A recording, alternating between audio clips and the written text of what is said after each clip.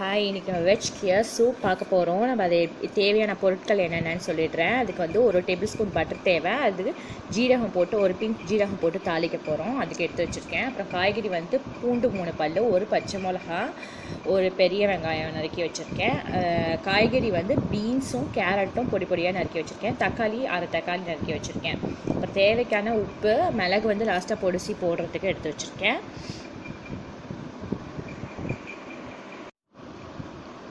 Cooker heat பண்ணிவிட்டு அதில் நான் 1 டேபிள் ஸ்பூன் பட்டரை ஆட் பண்ணியிருக்கேன். பட்டர் ஹீட் ஆனோடனே நல்லா சூடானோடனே இப்போ ஜீரகம் ஒரு 2 பிஞ்ச் அளவுக்கு இதில் ஆட் பண்ணி நல்லா பொரிட்டோம். ஜீரகம் நல்ல ஃப்ளேவர் தரும் இந்த வெஜ் கியர் சூப்புக்கு. இந்த பூண்டு 3 பல் வச்சுருக்கேன், அதுவும் நல்ல ஒரு ஃப்ளேவர் கொடுக்கும் பட்டரோட நல்லா நம்ம வறுக்கும்போது. ஜீரகம் வந்து போட்டிருக்கேன், பொரிட்டோம். பொரிஞ்சோன்னா 1 by 1 நம்ம எல்லாத்தையும் காய்கறிலாம் ஆட் பண்ணி வதக்க வேண்டியதான். ஜீரகம் பொரிஞ்சோடனே பூண்டு, பச்சை மிளகா, கேரட்டு, வெங்காயம், பீன்ஸு, தக்காளி எல்லாத்தையும் போட்டு நல்லா வதக்கிட்டுருக்கேன். நான் எல்லாத்தையும் ஒன்றாவே அப்படியே நான் கொட்டிட்டு அதை நல்லா போட்டு நல்லா அந்த பட்டரோட நல்லா மிங்கிடார அளவுக்கு ஃப்ரை பண்ணிகிட்ருக்கேன். நல்லா காயெல்லாம் வதக்கிட்டேன். இப்போ தேவையான அளவுக்கு இதில் நான் தண்ணி ஆட் பண்ணிக்கிறேன். எவ்வளோ வேணுமோ அவ்வளோ தேவையான அளவு தண்ணி ஆட் பண்ணியிருக்கேன்.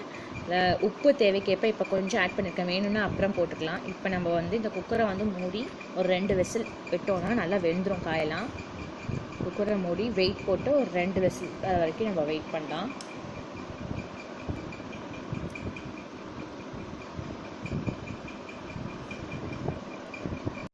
ரெண்டு விசில் வந்தோடனே நான் இப்போ குக்கரை ஓப்பன் பண்ணியிருக்கேன்.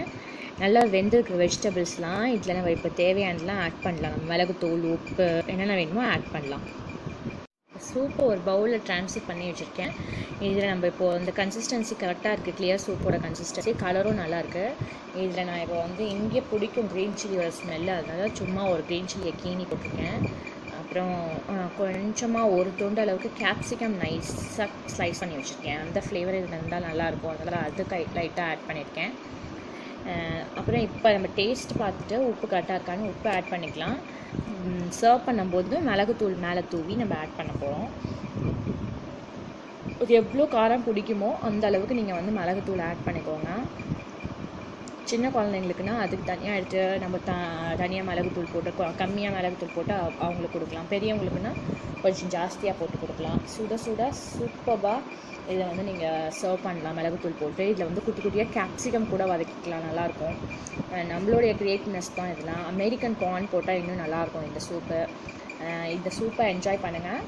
நெக்ஸ்ட் வீடியோவில் பார்க்கலாம்.